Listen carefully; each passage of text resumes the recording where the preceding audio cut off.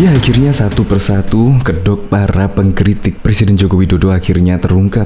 Bayangkan, ternyata Roky Gerung ternyata siap nyapres di tahun 2024. Nah, dalam berita tersebut sih menuliskan demikian. Dan juga Rizal Ramli pada jauh-jauh hari juga mendeklarasikan siap nyapres di tahun 2024. Bahkan juga Novel Bakmukmin siap mendampingi Prabowo atau Anies Baswedan untuk Pilpres di 2024. Akhirnya sih kedok mereka terbongkar. Ternyata semuanya ingin nyapres, ingin menjadi capres dan cawapres di tahun 2024. Sehingga presidensial threshold ya kalau bisa 0%. Makanya kekeh banget ingin menurunkan PT tersebut menjadi 0%. Nah, kalau semua ingin nyapres, pertanyaannya malah Indonesia akan terpecah belah. Misal ada 20 aja capresnya, gimana tidak pusing? Ya, sehingga menurut saya presidensial threshold itu sangat dibutuhkan, sangat penting. Ya, karena partai-partai tersebut akan menyeleksi ketat untuk menjadi presiden, sehingga presiden tersebut tidak asal jeplak, tidak asal bunyi, sehingga akan membuat calon presiden itu benar-benar disukai oleh rakyat, track recordnya juga jelas, dan macam-macam lah. Ya, memang seharusnya itulah yang harus disajikan untuk seorang calon presiden. Jadi tidak syukur-syukur semua bisa menjadi presiden. Kalau misal presidensial threshold 0, ya maka kemungkinan calon presiden tidak akan berbobot, tidak akan berkualitas. Nah, makanya presidensial threshold itu sangat dibutuhkan menurut saya. Untuk lebih lengkapnya simak berita berikut ini, Good News Indonesia. Belum menyaksikan video ini, pastikan bosku jangan lupa subscribe. Karena subscribe itu gratis plus bonus tonton video terbaru setiap harinya. Jangan lupa ya. Akhirnya niat Roky Gerung terungkap. Pantesan kritik Jokowi terus, ternyata pakar hukum tata negara Refli Harun mengomentari soal komentar kemungkinan Roky Gerung maju menjadi capres di Pilpres 2024 mendatang. Refli Harun menyoroti pernyataan Roky Gerung yang mengaku siap menjadi calon presiden asal presidensial threshold atau PT menjadi 0%. Menurut Refli Harun, pernyataan Roky Gerung itu hanyalah satir atau sindiran. Pasalnya, ia meyakini bahwa orang seperti Roky tak akan pernah bermimpi menjadi presiden. Ini adalah sebuah satir, sebuah sindiran. Orang seperti Roky pastilah tidak bermimpi, berniat atau katakanlah ingin menjadi presiden, ujarnya dikutip pikiran rakyat depok.com dari kanal YouTube Refli Harun. Namun disampaikan sang pakar hukum, perjuangan pro demokrasi terkadang memang membutuhkan dorongan atau pernyataan seperti yang disampaikan Roky Gerung. Refli menerangkan, dorongan semacam ini diperlukan untuk semakin memperlihatkan bahwa orang yang tak disokong oleh partai politik ataupun oligarki tidak akan mungkin bisa mencalonkan diri menjadi presiden. Kenapa begitu? Karena ada pagar tinggi yang namanya presidensial threshold. Pagar tinggi itu hanya memungkinkan orang yang mampu membeli partai politik, atau orang yang diternak partai politik, atau orang yang dicukongi oleh para cukong atau taipan yang bisa mencalonkan diri sebagai capres dan cawapres. No money, no party, terangnya. Oleh karena itu, senada dengan Roky Gerung, Refli Harun pun menyerukan agar PT segera dibuang. Nah, karena itu, perjuangan demokratis kita adalah ya sesegera mungkin membuang presidensial threshold itu agar kita bisa melihat calon-calon yang lebih variatif, yang tidak dikendalikan oligarki, yang tidak disetir oleh partai-partai politik, tuturnya. Diberitakan sebelumnya, pengamat politik Roky Gerung belum lama ini menyatakan kesiapannya untuk menjadi Presiden Republik Indonesia di periode mendatang. Namun, Roky memberikan sejumlah syarat yang harus dipenuhi sebelum dirinya maju di Pilpres 2024. Disampaikan Roky Gerung, harus ada perubahan dalam presidensial threshold atau ambang batas perolehan kursi parpol untuk bisa mencalonkan capres.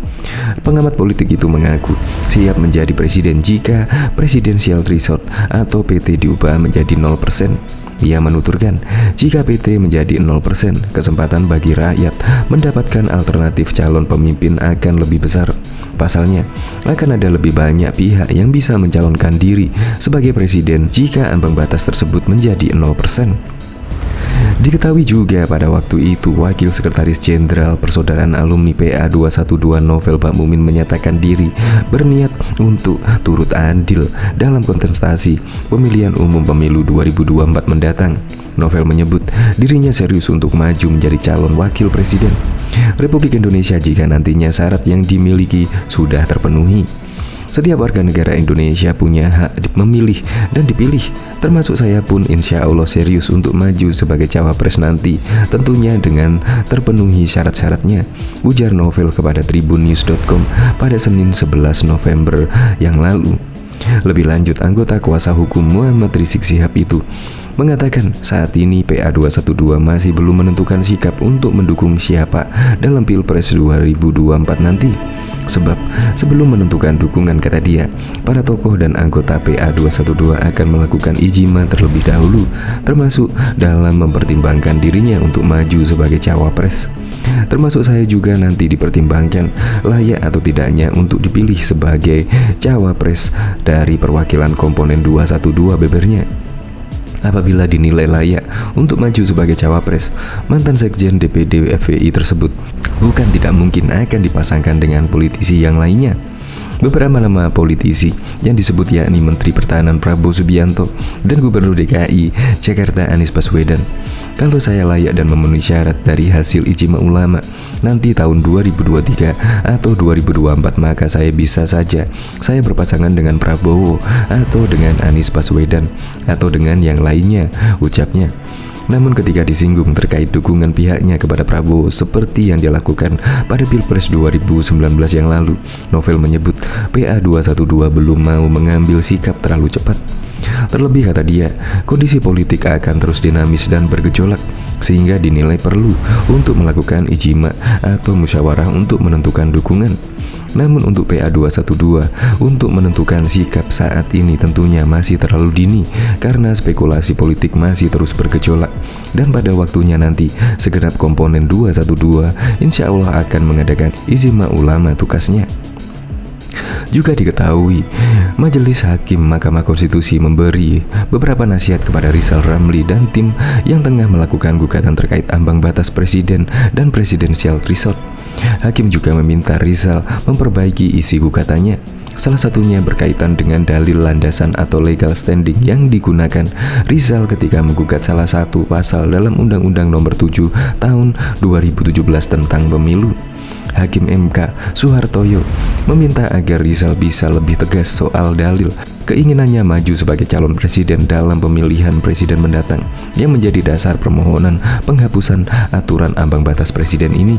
Saya melihat dalam permohonan ini Rizal dan Abdul Rohim mendalilkan bahwa akan mencalonkan diri menjadi capres pada Pilpres yang akan datang.